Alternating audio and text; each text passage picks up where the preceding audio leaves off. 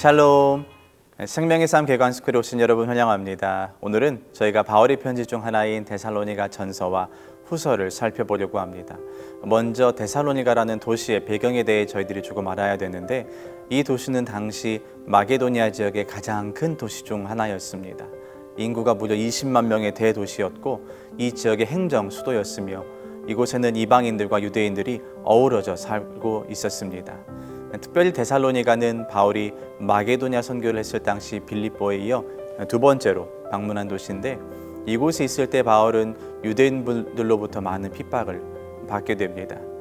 바울은 늘 유대인들을 향한 마음이 가득했는데, 그 이유는 본인이 유대인이었을 뿐만 아니라 이전에 박해자였기 때문에 그들의 심정을 누구보다 잘 이해했고, 또 민족을 향한 사랑의 마음이 늘 있었기 때문입니다. 그러나 유대인들은 그런 바울의 마음을 모르는 채 바울과 일행을 핍박하기에 이르렀고, 어쩔 수 없이 바울은 데살로니가에서 얼마 머물지 못한 채 베레아로 떠나게 됩니다. 그런데 유대인들은 베레아까지 바울을 쫓아와서 핍박할 정도였으니 바울이 당시 얼마나 몸과 마음이 힘들었을지 저희가 예상해 볼 수 있습니다. 심지어 데살로니가 사역을 했을 당시 바울은 밤낮으로 일하며 스스로 생활비를 충당하기도 했고, 빌립보 교회로부터 2번이나 헌금을 전해받기도 합니다. 즉 데살로니가는 어찌 보면 바울이 생각하고 싶지 않은 장소였을 수 있습니다.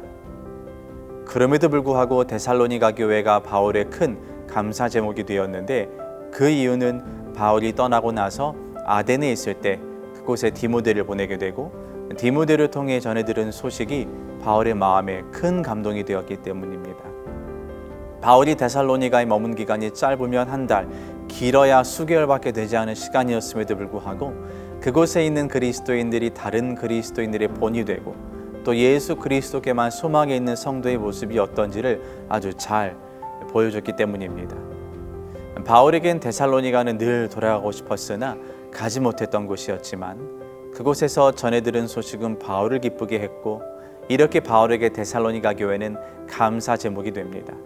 따라서 데살로니가 전서를 읽으면 바울이 이들을 칭찬하며 또 예수 그리스도를 향한 소망을 가져야 한다, 이렇게 권면하는 모습을 저희들이 볼 수 있습니다. 이제 데살로니가 전서에 대해 저희들이 짧게 살펴보기를 원하는데, 먼저 이 책은 소망의 서신입니다. 다시 말해서 예수 그리스도의 재림에 대한 소망을 강력하게 이야기하고 있는 편지입니다. 그 구성을 살펴보면 먼저 전반부에는 사도 바울의 칭찬 릴레이가 이어집니다.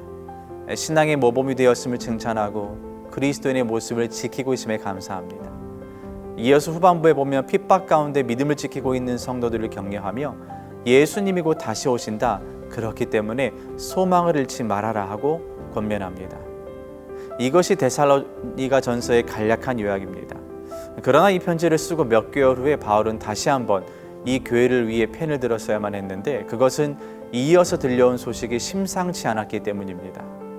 그렇게 데살로니가 교회를 위해 쓴 두 번째 편지가 데살로니가 후서입니다. 이어서 데살로니가 후서를 보면 감사의 제목이었던 데살로니가 교회를 향한 바울의 마음이 안타까움으로 바뀐 것을 볼 수 있습니다. 먼저는 교회를 향한 박해가 굉장히 심해졌습니다. 바울이 있을 때도 유대인들의 박해가 심했는데, 하물며 신생교회를 향한 박해는 얼마나 심했을까 쉽게 저희가 예상해 볼 수 있습니다. 뿐만 아니라 바울이 떠난 그 자리에 이단이 들어와서 거짓 교훈을 남발하기 시작했고, 그 결과 많은 성도들이 혼란을 겪게 됐습니다. 특별히 어떤 자들은 재림에 대해 이야기하면서 어차피 이제 곧 예수님이 오실 텐데 열심히 살아 뭐 하겠느냐 하며 게으르게 살 것을 주장하였습니다. 이에 바울은 3장으로 구성되어 있는 데살로니가 후서에서 먼저 1장에서는 우리가 환난을 당하고 있지만 인내하며 주께 영광을 드리라 말합니다. 이어 2장에서는 재림에 관해 미혹되지 말고, 3장에서는 게으른 자들을 스스로 일하라 도전하고 있습니다. 이처럼 바울은 데살로니가 교회의 성도들에게 보내는 편지를 통해 환난과 핍박 속의 성도는 인내하며 소망을 잃지 말아야 한다고 격려하였고, 이런 바울의 메시지는 오늘날을 살아가는 저희 모두에게도 동일하게 적용됩니다.